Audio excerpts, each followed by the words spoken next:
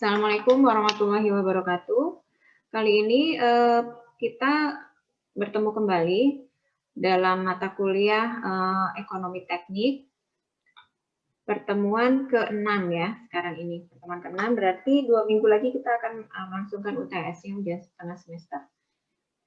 Nah, pertemuan ke-6 kali ini materinya adalah tentang pemilihan alternatif ekonomi. Jadi saya akan menjelaskan secara singkat tentang pemilihan alternatif ekonomi. Kenapa ini diperlukan? Karena nanti pasti dalam suatu perjalanan waktu ketika kita bekerja atau ketika kita punya usaha sendiri gitu ya, misalnya punya perusahaan kontraktor sendiri, pasti kita akan dihadapkan pada alternatif-alternatif yang harus kita pilih. Jadi ada alternatif-alternatif. Nah, karena ini adalah bisnis, maka alternatifnya merupakan alternatif ekonomi yang ada nilai ekonomisnya. Jangan sampai kita salah memilih sehingga secara finansial tidak menguntungkan seperti itu ya. Nah, ini akan dibagi dalam 2 pertemuan tentang pemilihan alternatif ekonomi ini. Pertemuan sekarang dan pertemuan minggu depan ya. Kalau minggu depan lebih banyak hitungannya, kalau sekarang akan lebih banyak teorinya.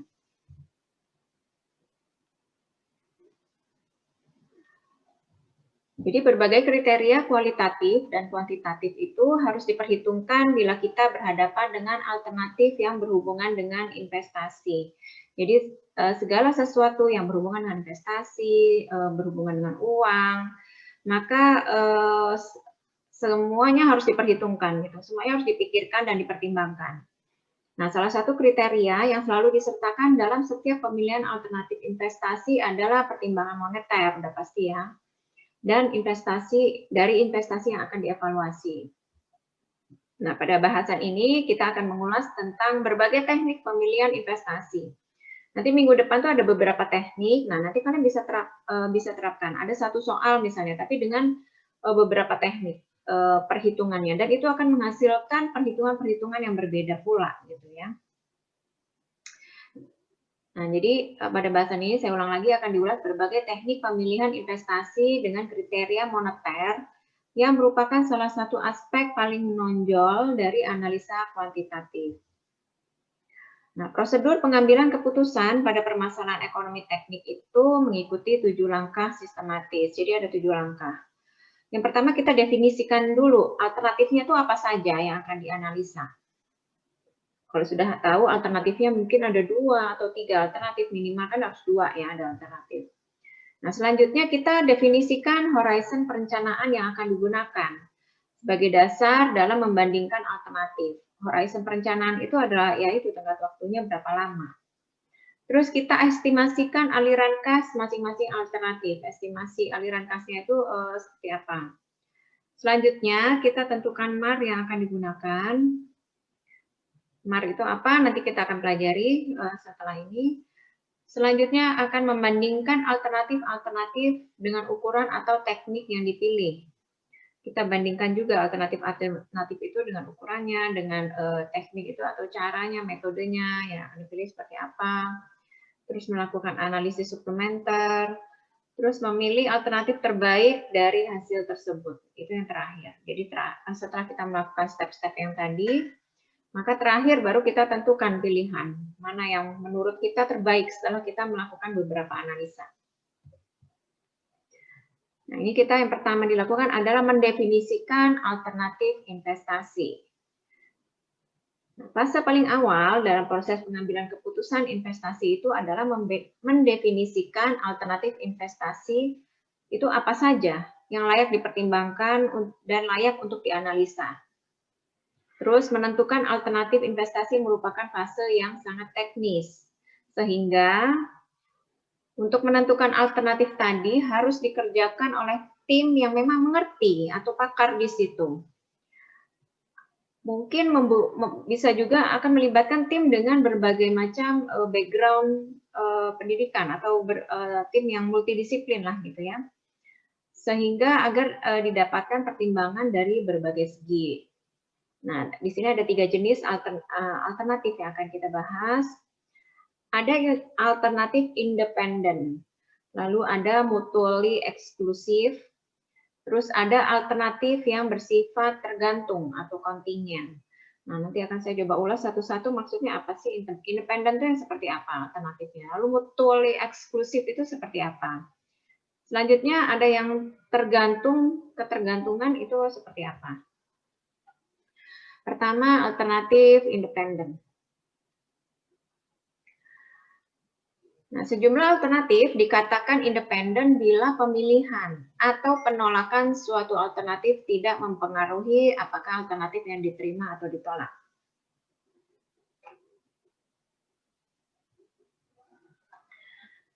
Nah, di sini yang dimaksud dengan ini adalah, jadi misalnya gini, misalnya ada dua alternatif nih. Alternatif A, satunya B gitu ya, alternatif 1A, 1B gitu. Nah, terus maksudnya independen ini misalnya A nih nggak kita pilih. Bukan berarti B langsung kita pilih, bukan berarti seperti itu. Jadi kalau independen itu dia berdiri sendiri berdasarkan hasil analisa. Jadi ketika A udah pasti kita nggak pilih setelah dilakukan analisa. Tapi B kita masih harus pertimbangkan dulu karena mungkin ada beberapa faktor yang tidak kurang oke gitu ya. Sehingga ketika ada alternatif 2 atau 3 misalnya ada 4 A, B, C, D. Yang A, B, C udah nggak kepilih. Tapi bukan berarti D terpilih, bukan berarti yang terpilih D.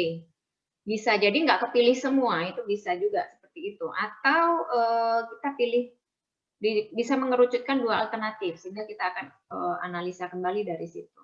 Jadi intinya berapapun alternatifnya mau 2 ataupun berapa, jadi ketika salah satu atau apa ya, misalnya tadi itu 2, ada 2 A dan B, ketika B tidak terpilih bukan berarti A yang terpilih. Bisa jadi A nggak kepilih juga, sehingga diperlukan mencari lagi kita alternatif yang lain, itu kalau yang independen. Nah, selanjutnya ada mutually eksklusif. Nah, ini kebalikannya dari yang independen. Independen itu kan dia merdeka gitu ya, berdiri sendiri. Analisanya. Kalau mutually eksklusif, ini sejumlah alternatif dikatakan mutually eksklusif bila pemilihan suatu alternatif mengakibatkan penolakan alternatif yang lain. Nah, independen tadi kan kalau misalnya A dan B perpilihannya, A nggak kepilih, bukan berarti B yang kepilih. Bisa atau gini, atau A udah kepilih nih. A kepilih dari dua alternatif, ini yang independen ya, nomor 1 ya. A itu udah kepilih. Bukan berarti B ditolak juga gitu. Bisa jadi B juga kita pertimbangkan dan bisa dipilih juga. Jadi ada dua-duanya dijalanin. Nah, itu bisa, itu independen. Tapi beda dengan mutually eksklusif. Jadi kalau mutually eksklusif, bila pemilihan suatu alternatif mengakibatkan penolakan alternatif yang lain. Sehingga alternatif terbaiklah yang akan dipilih. Nah, ini kalau mutually eksklusif dia kebergantungan. Saya contohkan lagi 2, alternatif A dan B. Kalau mutually eksklusif. Jadi kalau A kepilih, otomatis B tertolak. Atau misalnya saya A, saya nggak mau. Berarti otomatis B yang kepilih. Nah, itu mutually eksklusif itu seperti itu. Dipilih yang terbaik. Nah, pemilihannya itu karena dipengaruhi yang pilihan lainnya itu ditolak atau diterima gitu. Beda dengan alternatif independen tadi ya. Bukan berarti kalau yang A terpilih, bukan berarti B langsung ditolak, bukan berarti gitu. Atau A nggak kepilih, bukan berarti B langsung terpilih juga. Itu independen, tidak seperti itu. Tapi kalau mutually eksklusif, otomatis. Kalau A yang terpilih, B otomatis keluar. Atau misalnya A yang tertolak, B otomatis terpilih. Itu kalau mutually eksklusif. Nah, bagaimana kalau yang bersifat tergantung atau kontingen? Jadi sejumlah alternatif dikatakan bila pemilihan suatu alternatif itu tergantung pada satu atau lebih alternatif yang lain yang menjadi prasyarat. Jadi misalnya alternatifnya ada 3, A, B, C. C itu bisa dijalanin, tapi kalau B dijalani juga. Nah, itu alternatif yang ketergantungan ya. Jadi mungkin yang dipilih bisa 2 atau 3. Seperti itu. Nah, dari 3 itu masih ada satu lagi alternatif yang perlu diperhatikan. Alternatif yang terakhir ini namanya alternatif do nothing atau alternatif nggak ngapa-ngapain, tidak melakukan apapun. Jadi ada alternatif lain yang perlu juga mendapat perhatian. Bukan berarti kita tidak melakukan apapun, itu tidak mendatangkan cost. bukan berarti tidak melakukan apapun itu tidak mendatangkan kerugian, gitu ya. Misalnya kita ada beberapa pertimbangan gitu untuk berinvestasi. Investasi pertama, dengan membuka, misalnya kita punya toko gitu lah ya. Alternatif pertama, tokonya mau kita besarin, tetap di lokasi yang sama, tapi kita besarkan. Dalam rangka ini kita misalnya pengen meningkatkan omset gitu ya. Alternatif kedua, kita buka toko baru. Toko kita yang pertama ini kita biarin aja tetap seperti ini. Alternatif yang kedua, ya kita buka toko baru di beberapa cabang misalnya. Atau alternatif yang ketiga adalah toko yang ada. Tadi yang pertama tuh tetap di lokasi yang sama, tapi dibesarin. Yang kedua dengan beberapa toko gitu ya. Alternatif yang ketiga mungkin kita nggak usah ngapa-ngapain deh, udah enak kayak gini gitu. Nah, itu tapi tetap harus dihitung gitu. Ketika kita tidak melakukan apa-apa, kira-kira cost atau kemungkinan keuntungan yang kita dapatkan itu, dan karena nggak ngelakuin apa-apa jadi nggak dapat kan. Nah, itu terhitung sebagai loss atau kehilangan. Nah, itu dihitung juga berapa loss-nya gitu. Jadi alternatif yang perlu perhatian yaitu tadi, do nothing itu nggak ngapa-ngapain itu tetap harus dipertimbangkan. Menguntungkan atau tidak nggak sih kita tidak melakukan apa-apa itu, nah kurang lebih kayak gitu. Ini di sini akan saya ulas. Alternatif do nothing dianggap dalam studi ekonomi teknik memiliki ongkos incremental 0. Artinya dianggap tidak ada biaya apapun bila tidak melakukan sesuatu. Padahal pada kenyataannya alternatif ini bisa menimbulkan biaya kesempatan. Jadi ketika nggak ngapa-ngapain itu kan sebenarnya itu ada kesempatan. Ketika kesempatan itu kita jalankan, mungkin penghasilan kita bisa naik 10 juta per bulan misalnya. Nah, karena kita memilih nggak ngapa-ngapain, maka kita dianggap sudah rugi 10 juta. Jadi kurang lebih seperti itu. Walau tidak terlihat secara eksplisit.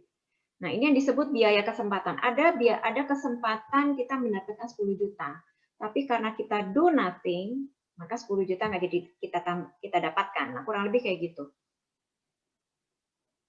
Nah, sehingga ini juga perlu dipertimbangkan nih ketika kita sudah mulai misalnya berbisnis atau membuka usaha. Kita harus pertimbangkan juga ketika kita nggak ngapa-ngapain itu, kira-kira kita akan kehilangan berapa banyak ongkos kesempatannya. Contohnya, hilangnya pangsa pasar karena perusahaan menolak untuk berinovasi. Nah, contohnya seperti itu. Oke, saya lanjutkan ya. Ini saya mau cerita sedikit tentang yang contoh ini ya. Jadi, saya pernah bekerja di sebuah perusahaan consumer goods beberapa tahun yang lalu lah.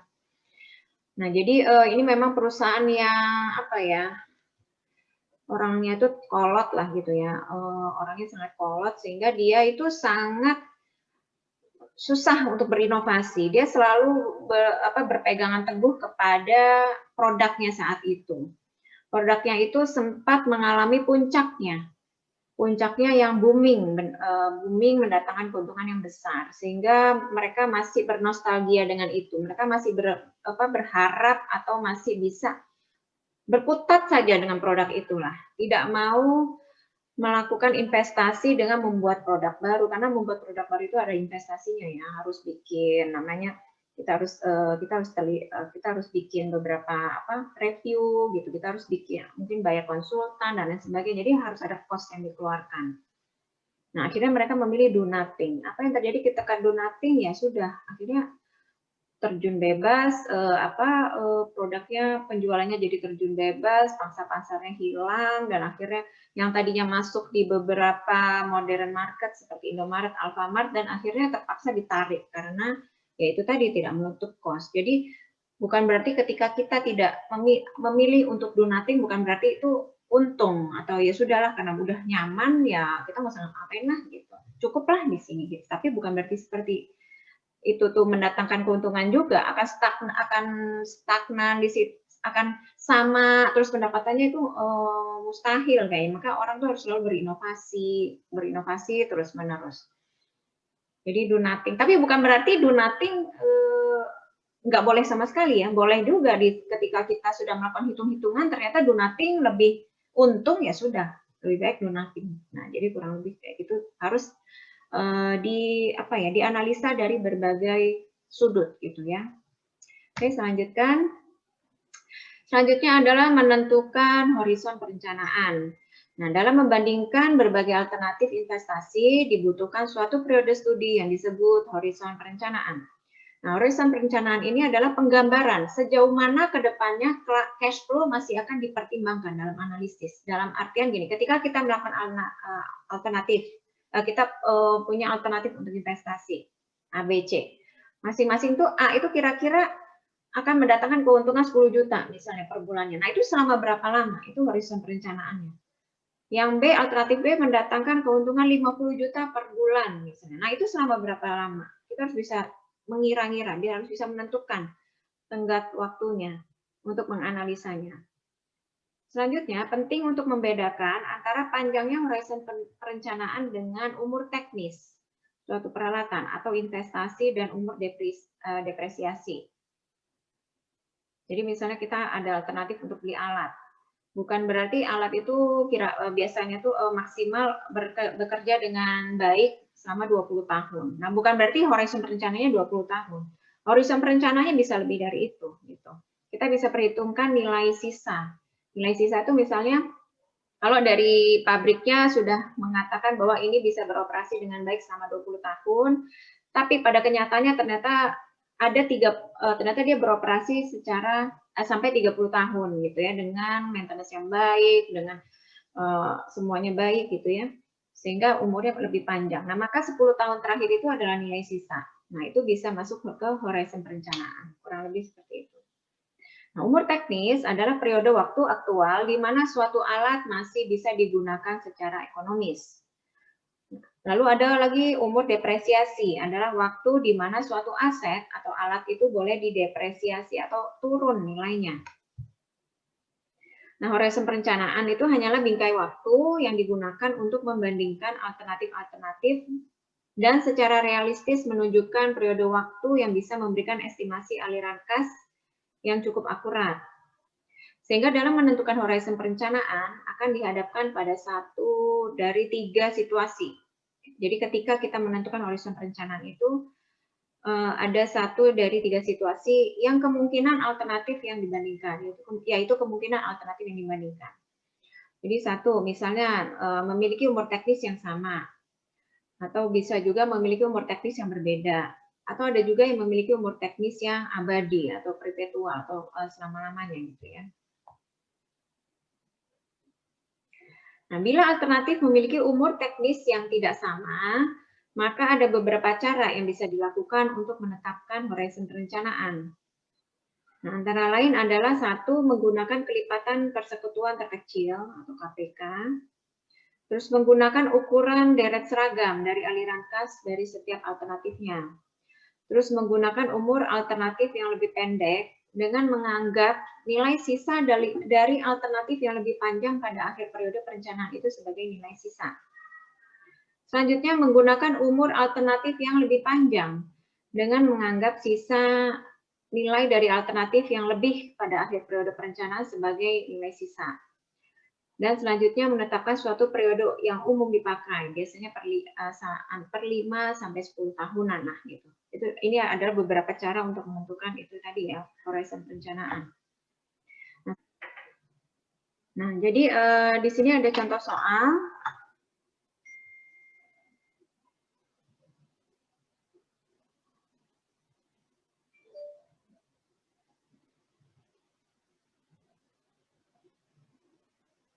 Bentar ya.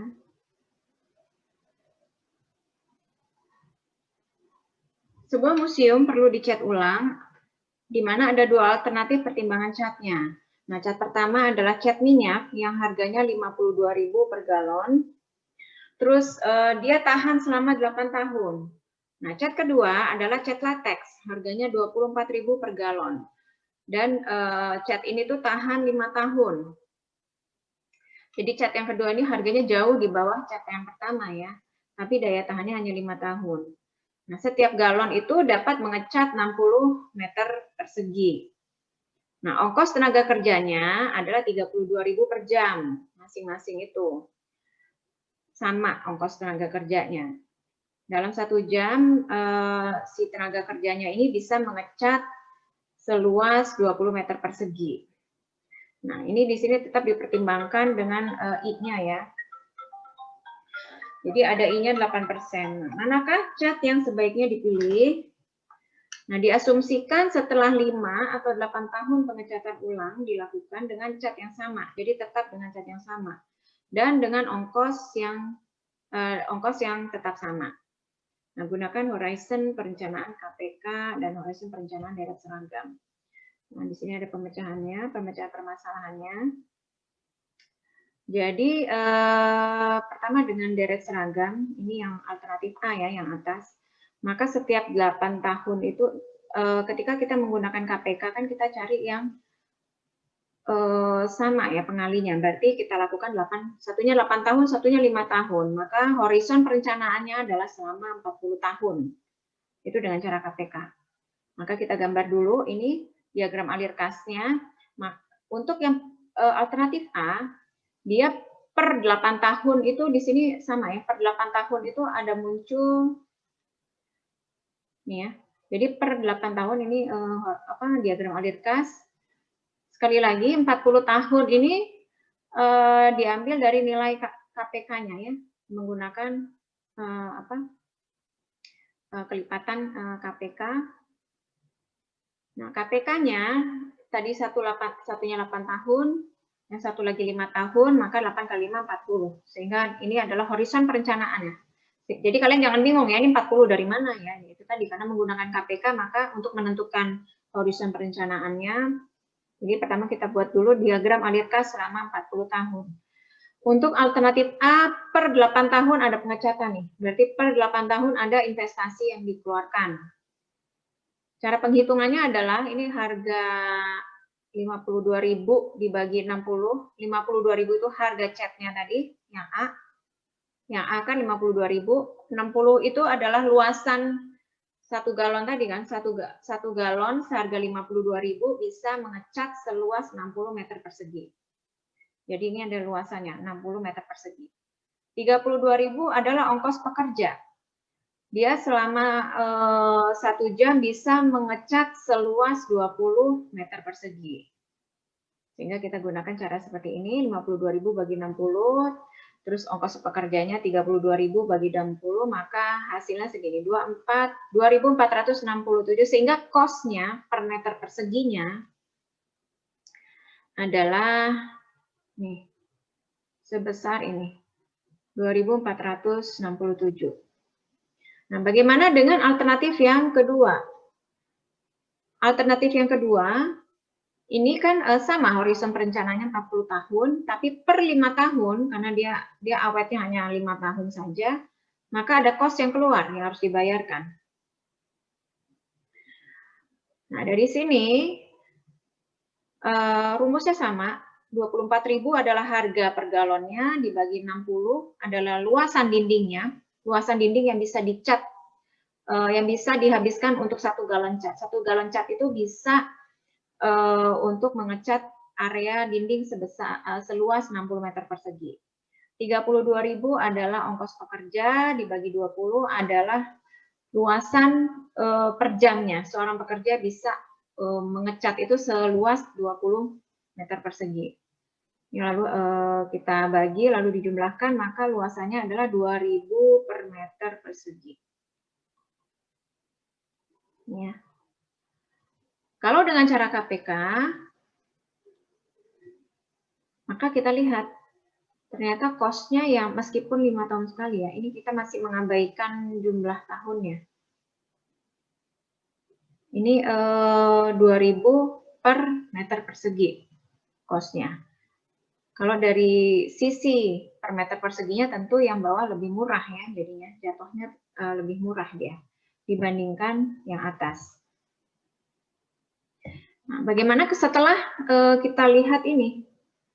Kita lihat untuk pekerjaan yang B. Jadi kalau dengan horizon perencanaan KPK tentu pilihannya adalah yang A. Nah, ini tentu yang A. Untuk menjawab soal yang A ini. Tapi bagaimana menjawab soal yang B? Gunakan horizon perencanaan deret seragam. Ini 2467 tinggal kita kali ini berapa kali ini? 1, 2, 3, 4, 5, 6. 2467 kali 6. Ini untuk menjawab yang B ya. Berarti 2467 dikali 6. 2467 kali 6 sama dengan berapa? Kalau yang ini berarti 2000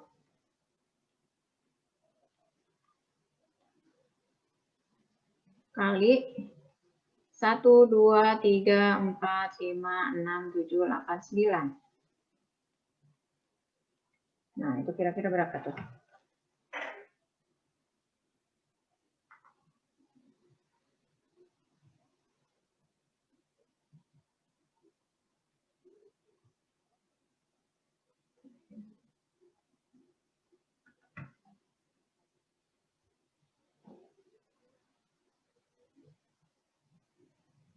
Yang ini 14.800.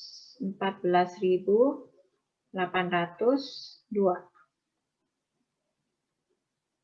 Kalau yang ini 18.000 ya.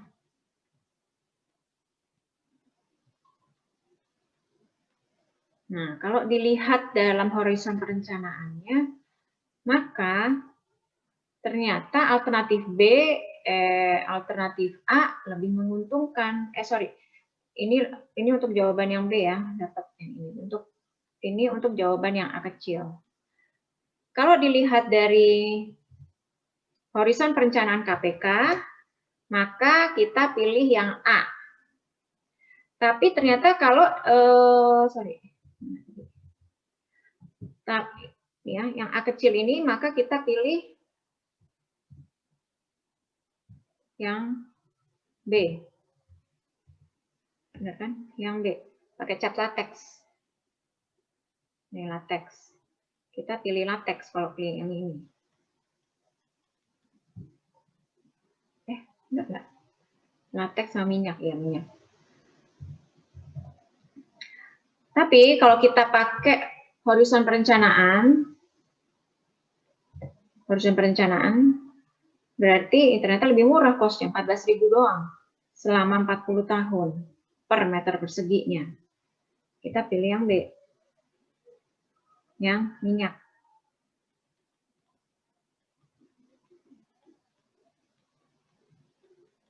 Nah, gitulah kurang lebih. Ya, saya harap ini bisa dipahami ya oleh kalian ya. Jadi bukan berarti ini jawabannya nggak sama, ini salah, bukan.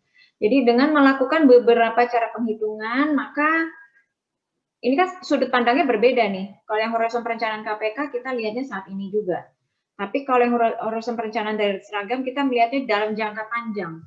Dalam jangka panjang ternyata kosnya lebih murah yang 52.000 meter 52.000 per galon harganya. Tapi kalau kita lihat sekarang per sekali ngecatnya ya lebih murah yang latex. Nah, kita mau lihat yang mana, yang jangka panjang atau yang sekarang gitu ya. Oke, saya lanjutkan. Selanjutnya adalah menetapkan MAR. Tingkat bunga yang dijadikan patokan dasar dalam mengevaluasi dan membandingkan berbagai alternatif itu dinamakan MAR. MAR itu adalah Minimum Attractive Rate of Return. MAR ini adalah nilai minimal dari tingkat pengembalian atau bunga yang bisa diterima oleh investor.